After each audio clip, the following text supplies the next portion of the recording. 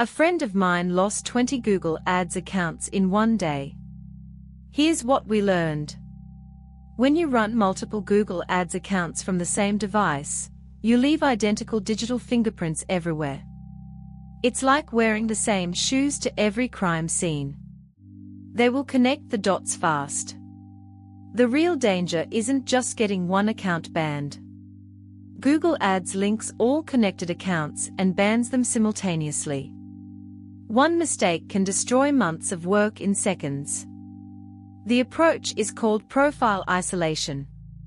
You create a separate browser environment for each Google Ads account, complete with unique fingerprints, dedicated proxy, and separate session data. With proper fingerprint isolation, your Google Ads accounts become completely independent. Ban one, and the rest keep running without any impact. Get ahead of the competition. While they are getting banned, you'll be scaling safely.